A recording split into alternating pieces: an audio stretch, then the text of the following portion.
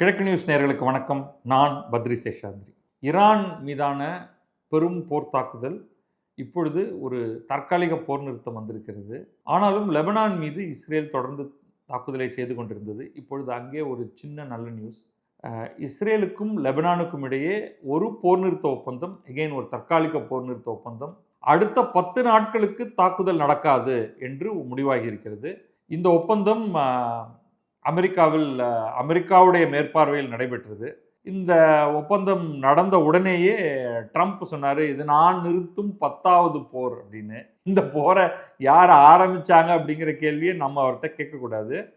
ரொம்ப பெருமையோட இஸ்ரேலுக்கும் லெபனானுக்கும் இடையே 10 நாட்கள் வரலாற்று சிறப்புமிக்க போர் நிறுத்தம் ஒன்று வந்திருக்கிறது அப்படின்னு சொல்லிட்டு லெபனானுடைய president Joseph Aoun, Israel prime minister Benjamin Netanyahu 2 பேரோடும் சேர்ந்து நான் இந்த போர் நிறுத்தத்தை அறிவிக்கிறேன் அப்படின்னு நான் அவங்க 2 பேரோடையும் பேசியிருக்கேன். இவங்க 2 பேரும் இப்பொழுது சில மணி நேரங்களில் ஆரம்பித்து அது குறைந்தபட்ச போர் நிறுத்தம் அப்படிங்கிறத செய்வாங்க.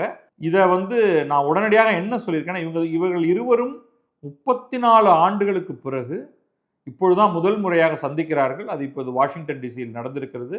நான் என்னுடைய துணை அதிபர் ஜேடி வான்ஸ், வெளியுறவுத்துறை அமைச்சர் மார்க்கோ ரூபியோ, அப்புறமா chairman of the Joint Chiefs of Staff Dan Caine, இந்த 3 பேர்ட்டையும் என்ன சொல்லியிருக்கேன்னா, இவங்க 2 பேரையும் உட்கார வச்சு லாஸ்டிங் பீஸ், பல ஆண்டுகளுக்கு தொடர்ந்து அங்கே அமைதி நிலவுவதற்கு தேவையான ஒப்பந்தத்தை ஏற்படுத்துங்கள் அப்படின்னு சொல்லியிருக்காரு. இதுதான் பல ஆண்டுகளுக்கு பிறகு, பல டிகேட்ஸ், பல 10 ஆண்டுகளுக்கு பிறகு இந்த 2 நாடுகளும் ஒன்றாக சேர்ந்து உட்கார்வது. இது ஆனால் இங்கே என்ன பிரச்சனை அப்படிங்கிறத உடனடியாக பார்த்துருவோம். அப்பா சந்தோஷம், நிம்மதி. 10 நாள் போர் நிறுத்தம் அப்படிங்கிறது அங்கிருந்து 10 மாத 10 ஆண்டு பல்லாண்டு போர் நிறுத்தமாக மாறுமா அப்படின்னா இல்லை.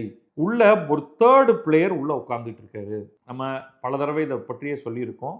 லெபனான் என்னும் நாடு வேறு, ஹெஸ்புல்லா என்னும் அமைப்பு வேறு. ஹெஸ்புல்லாவுக்கு மொத்தம் 3 ஆஸ்பெக்ட்ஸ் இருக்கு லெபனான்ல. ஹெஸ்புல்லா என்பது ஈரான் ஆதரவில் இயங்கும் ஒரு பயங்கரவாத இயக்கம். இது நம்பர் 1. இதை நம்ம மறக்கவே கூடாது. அவர்களுடைய ஒரே நோக்கம் இஸ்ரேல் என்னும் நாடு இல்லாமல் போகச் செய்வது. அது அவங்களே வெளிப்படையாகவே சொல்கிறார்கள். ஆனால் அதே நேரம் அவர்கள் அது மட்டுமே அல்ல. அப்ப அவர்கள் யார்? அவர்கள் ஒரு அரசியல் கட்சியா? அவர்கள் ஆயுதம் ஏந்திய பயங்கரவாத இயக்கமா? அவர்கள் ஒரு என்ஜிஓவா? எல்லாம் சேர்ந்த ஒன்றாக அவர்கள் இருக்கிறார்கள். உடனடியாக ஹெஸ்புல்லாவுடைய ஒரு நாடாளுமன்ற உறுப்பினர், எந்த நாடாளுமன்ற உறுப்பினர்? லெபனானுடைய ஒரு நாடாளுமன்ற உறுப்பினர். அவர் உடனடியாக, அவர் பேர் ஹுசைன் ஹஜ் ஹசன். அவர் என்ன சொல்லிட்டாருன்னா, இது மிகப்பெரிய தவறு, இந்த 10 நாள் தற்காலிக போர் நிறுத்தமானது மிக கிரேவ் எரர் அப்படிங்கிறாரு. மிக மிக மோசமான தவறை அரசு செய்துவிட்டது. முதல்ல இஸ்ரேல் என்னும் எதிரியுடன் நேரடியாகவே நாம் பேச்சுவார்த்தை செய்திருக்க கூடாது. முதல்ல அவர்கள் நம் மீதான தாக்குதலை நிறுத்துமாறு கேட்டுக்கொண்டிருக்க வேண்டும். அதை நம்ம இஷ்டத்துக்கு இஸ்ரேலும் அமெரிக்காவும் நம் மீது திணிக்கக்கூடிய இதை நாம் ஏற்றுக்கொண்டிருக்கவே கூடாது அப்படின்னு சொல்லிட்டு, இந்த மாதிரி நம்ம அமெரிக்காவுடைய விருப்பத்துக்கு ஏற்ற மாதிரியாக டான்ஸ் ஆடுவது அப்படிங்கிறதே மிக மிக கெட்ட விஷயம் அப்படின்னு. இதோடைய சிக்கல் என்ன? இந்த 3 பேரையும் வச்சு ரொம்ப பிரீஃபாக சொல்லிடுறேன், ஏன்னா இன்னும் நிறையா நம்ம பேச வேண்டியது இருக்குது. இஸ்ரேலை பொறுத்தவரை ஹெஸ்புல்லா என்ற ஒன்று இல்லாவிட்டால் அவர்களுக்கும் லெபனானுக்கும் பிரச்சனையே இல்லை. இதை நம்ம புரிஞ்சுக்கணும். சுற்றி இருக்கக்கூடிய மற்ற நாடுகளுடனான பிரச்சனையைப் போல இஸ்ரேலுக்கும் லெபனானுக்கும் எந்த பிரச்சனையும் இல்லை. 2 நாடுகளும் ஒருபோதும் போரிட்டதில்லை. ப்ராப்ளம் எங்கே வருது அப்படின்னா, ஹெஸ்புல்லா என்னும் அமைப்பு தோற்றுவிக்கப்படுகிறது. அதற்கு ஈரான் முழுமையான சப்போர்ட்டை கொடுக்குது, பணம் கொடுக்குது, ஆயுதங்கள் கொடுக்குது. அவர்கள் இஸ்ரேலை ஒட்டி இருக்கக்கூடிய பகுதிகளிலிருந்து லெபனானுக்குள் இருந்து கொண்டு இஸ்ரேல் மீது ராக்கெட் ஏவுகணை தாக்குதல்களை நிகழ்த்துகிறார்கள். இஸ்ரேல் பதிலுக்கு அடிக்க வேண்டிய தேவை இருக்கிறது. இதுதான் நம்பர் 1 ப்ராப்ளம். ஓகே, இஸ்ரேல் என்ன சொல்லுது லெபனான் அரசிடம், உன்னுடைய ஊருக்குள்ளே இருந்துட்டு என்ன மேலே குண்டு தூக்கி போடுறாயா, அவனை நிறுத்து அப்படின்னா, லெபனானால் ஹெஸ்புல்லாவை நிறுத்தக்கூடிய கட்டுமானம் அவர்களிடம் கிடையாது. இந்த ஹெஸ்புல்லா என்பது லெபனானுடைய காவல்துறை மற்றும் அவர்களுடைய இராணுவத்தை விட வலு அதிகம் கொண்டது. அப்போ அவன்கிட்ட போய் நீ சும்மா இருந்தா இவன் திருப்பி ஒன்றை போட்டு அடிச்சிருவான். இப்பொழுது என்ன நடக்கிறதுனா, இவ்வளவு நாள் வரைக்கும் லெபனான் ஒரு மூலையில் உட்கார்ந்துருப்பாங்க. அரசு சம்பந்தமே இல்லாமல் இஸ்ரேல் உள்ள நுழைந்து ஹெஸ்போலாவோடு சண்டை போட்டு கொண்டிருக்கும். லெபனான் அரசுக்கு என்ன செய்வது என்று கூட தெரியாது. இப்போ என்ன நடந்திருக்கின்றது என்றால், ஹெஸ்புல்லா மிக கடுமையாக பலவீனப்பட்டிருக்கும் காரணத்தினால இப்பொழுதுதான் லெபனான் அரசு களத்தில் இறங்குகிறது. இப்போ லெபனான்ட்ட என்ன சொல்லுவாங்க இஸ்ரேல் அப்படின்னா, ஒரு பிரச்சனையுமே கிடையாது, நீங்கள் வந்து டிசாம் ஹெஸ்புல்லாவிடம் இருக்கக்கூடிய ஆயுதங்கள் அனைத்தையும் பறிமுதல் செய்யுங்கள். நீங்கள் பறிமுதல் செய்து விட்டால் நான் ஏன் உங்கள் ஏரியாவுக்கு வரேன், நான் உங்கள்கிட்ட வரவே போகிறதில்ல, நான் மாட்டுக்கு என் வீட்டில் உட்காந்துருப்பேன் என்று சொல்ல போகிறார்கள். ஆனால் லெபனானால் இதை செய்ய முடியுமா? பிற உதவி இல்லாமல் செய்ய முடியாது. அந்த இடத்தில் யார் இதற்கான உதவிகளை செய்ய போகிறார்கள்? அங்கே அமெரிக்கா இழுத்து விடப்படும் அப்படிங்கிறது என்னுடைய கருத்து. இஸ்ரேல் அமெரிக்காவிடம் என்ன சொல்லணும்னா, நான் வரல, நீ போங்க, நீ களத்தில் இறங்கு, நாம் என்ன பண்ணுவோம், லெபனானுடைய இராணுவத்துக்கு வேண்டிய உதவிகளை செய்வோம். அவர்கள் எங்கெல்லாம் ஹெஸ்போலா ஆட்கள் இருக்காங்களோ அங்கே போய் அவங்களுடைய ஆயுதங்களை அவர்கள் கைப்பற்ற வேண்டும். இதை அவங்க செஞ்சுட்டாங்கன்னா நான் ஏன் சண்டை போட போகிறேன், நான் ஏன் மக்கள் மீது தாக்குதல் நிகழ்த்தப் போகிறேன் என்று. ஸோ இதெல்லாம் தான் வரக்கூடிய நாட்களில் நடக்கப் போகிறது. அப்போ என்ன நடக்குது அப்படிங்கிறத பார்ப்போம். ஆனால் முதல் நல்ல நியூஸ், அந்த 2 நாடுகளுக்கிடையே போர் அப்படிங்கிறது வந்து 10 நாட்களுக்கு, இஸ்ரேலுக்கும் லெபனானுக்கும் இடையே 10 நாட்களுக்கு ஒரு போர் நிறுத்தம். இப்போ உடனே ட்ரம்ப் வந்து இதை பற்றி ரொம்ப அவருக்கு ஒரு சந்தோஷம்தான். அதோட கூட அவர் அடுத்து என்ன சொல்கிறார் அப்படின்னா, ஈரான் தன்னிடம் இருக்கக்கூடிய என்ரிச்டு யுரேனியம், சுத்திகரிக்கப்பட்ட யுரேனியத்தை எங்களிடம் தந்து விடுவதாக சொல்லிவிட்டது அப்படின்னு டபார்னு ஒரு குண்டு போடுறாரு. உண்மையிலேயே ஈரான் அப்படி சொல்லி இருக்கிறதா அப்படின்னு நமக்கு தெரியாது. ஆனால் ட்ரம்ப் அதை சொல்லியிருக்காரு. சொல்லிட்டு நாங்கள் வந்து ரொம்ப கிட்டக்க ஒரு அமைதிக்கான ஒப்பந்தத்துக்கு ஈரானுக்கு கிட்டக்க ரொம்ப நெருங்கிட்டோம், அவங்க வந்து நியூக்ளியர் விஷயத்துக்குள்ளே நாங்கள் வரவே இல்லை, இந்தாங்க நீங்களே எல்லாத்தையும் எடுத்துக்கிட்டு போங்க அப்படின்னு சொல்லிட்டாங்க அப்படிங்கிறாரு. ஆனால் உண்மையில் இவர்கள் 2 பேருக்குமே பாகிஸ்தானில் நடந்த பேச்சுவார்த்தையில் இருந்த பிரச்சனையே இதுதான்.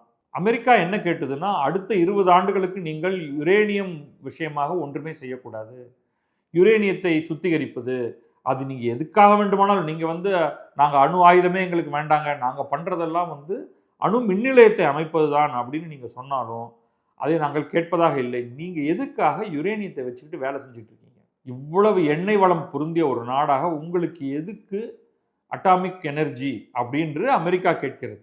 ஈரான் என்ன சொல்லுதுன்னா, இப்போ சொல்கிறதாக சொல்கிறாங்க, எதுவும் நமக்கு வந்து ஈரானிடமிருந்து அதிகாரப்பூர்வ தகவல் இல்லை, அடுத்த 5 ஆண்டுகளுக்கு நாங்கள் இந்த யுரேனியம் சுத்திகரிப்பு என்பதில் இறங்க மாட்டோம் அப்படின்னு சொல்கிறதாக சொல்கிறாங்க.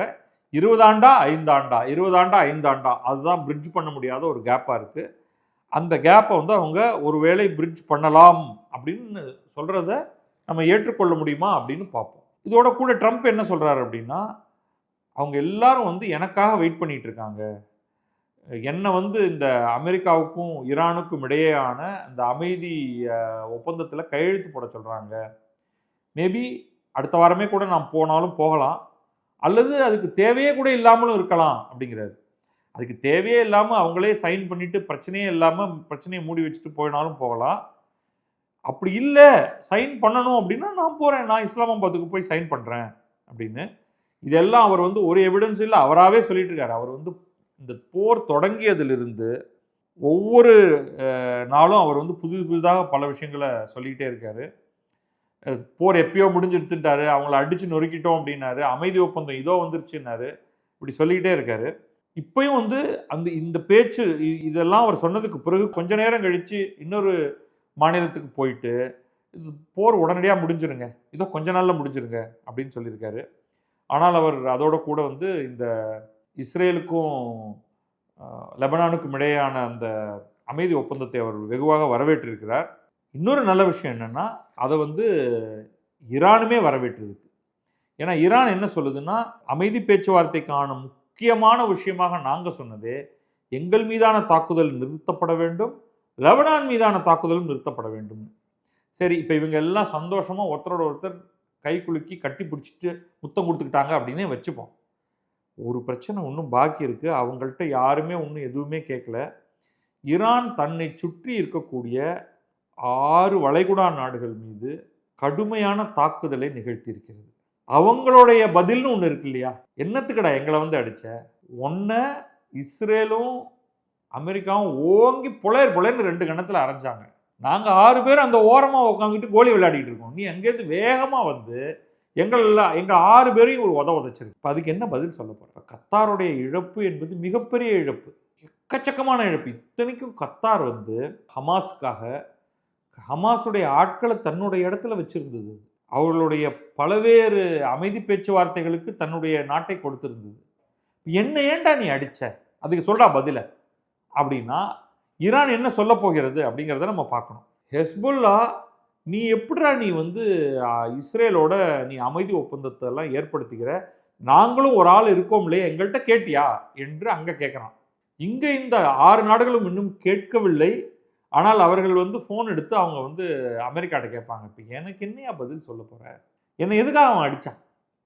அதுக்கு பதில் சொல்லு நீ அப்படின்னு கேட்க போறாங்க. இறுதியாக இதுல வந்து இந்தியா நேற்றைக்கு ஐநா சபையில பேசியிருக்கு. இந்தியா வந்து பொதுவான வார்த்தைகளில் தான் பேசியிருக்கு.